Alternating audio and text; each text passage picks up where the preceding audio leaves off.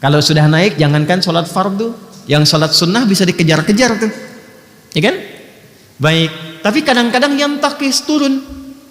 Kalau sudah turun, jangankan sholat sunnah, yang fardu bisa terlambat, ya kan? Sampai nunggu iqamat kan? Baik. Nah, kapan kita bisa naikkan dan dijaga supaya tidak turun? Kata Nabi, yazidu bit ta'at. Dia bisa naik kalau pemilik iman itu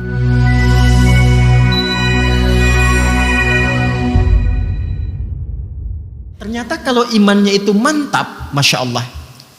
Jadi nggak ada beda semua yang dia hadapi.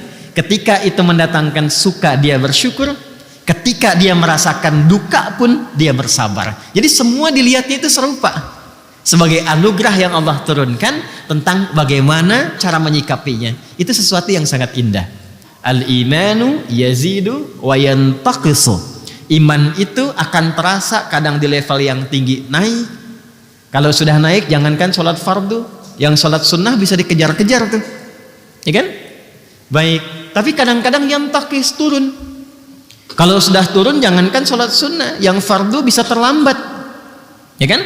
Sampai nunggu iqamat kan? Baik.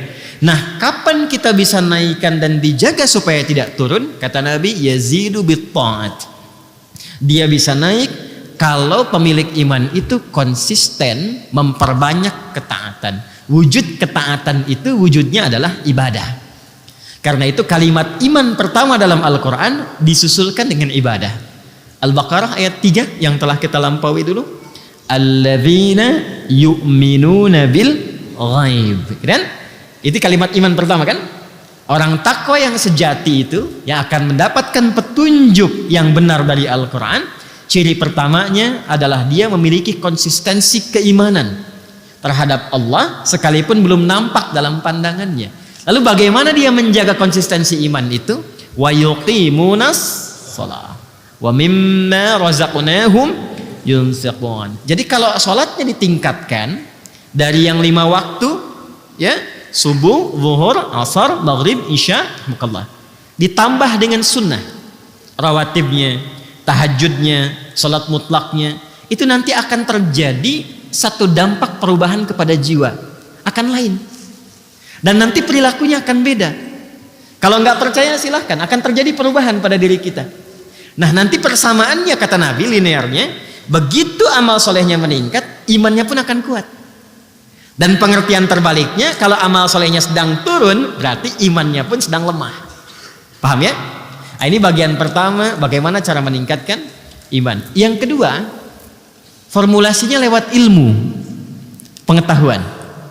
Karena itu antara ilmu dengan iman itu disandingkan. Itu ada di Quran surah ke-58 Al-Mujadalah di ayat yang ke-11 itu. Ya, kalau kita langsung ke ujungnya atau kita baca dari awalnya, ya ayyuhalladzina amanu idza qila lakum tafassahu fil majalisi fafsahu yafsahillahu lakum. Dan dibuka dengan iman kan ya? Hei semua orang-orang yang telah menyatakan dirinya beriman. Apa yang dimintakan oleh Allah di sini? Yang dimintakan hidupkan majlis-majlis ilmu. Kalau dalam bahasa kekinian share. Dulu tafsir ulama ya, yang fafsahu yafsahillahu lakum itu diartikan dengan luaskan, bagi space untuk yang lain. Sekarang pengertiannya di era kekinian itu bisa diperluas dengan share. Jadi kalau ada manfaat-manfaat di majlis ilmu, materi-materi yang bagus, yang bisa menguatkan jiwa, memotivasi, memberikan arah yang benar, itu share seluas-luasnya. Ya. Sehingga dengan di-share itu, setiap orang bisa mendapatkan kesempatan yang serupa untuk meningkatkan keimanannya. Kalau bahasa Nabi, boleh jadi, kan? Boleh jadi itu, ya. Yang mendapatkan sharean itu mendapatkan manfaat yang lebih banyak bahkan dibandingkan dengan yang nge-share. Maksudnya apa? Mungkin lebih berdampak kepada yang mendapatkan itu. Anda mendapat video potongan misalnya, ya, terasa biasa-biasa, kayaknya bagus tuh. Lalu Anda share. Bagi sebagian orang itu yang dia cari selama ini. Ketika dia mendapatkan itu, terasa bagi dia sebuah perubahan. Ketika dia berubah, Anda yang men-share itu mendapatkan transferan pahala dari setiap hasil perubahannya. Indah kan ya?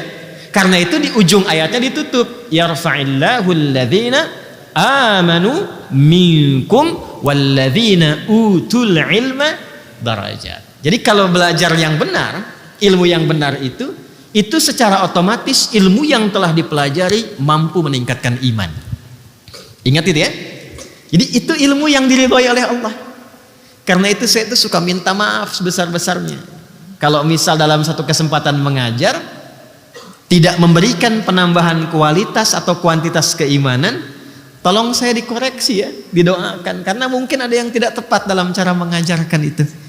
Ya, karena guru yang benar ketika mengajarkan sesuatu, diantaranya adalah mampu mendapatkan ya atau menjadikan setiap yang belajar itu lebih dekat dengan Allah Subhanahu wa Ta'ala. Ya, karena itu bagian terpenting adalah belajar dimanapun pastikan ilmunya bertambah, imannya menguat.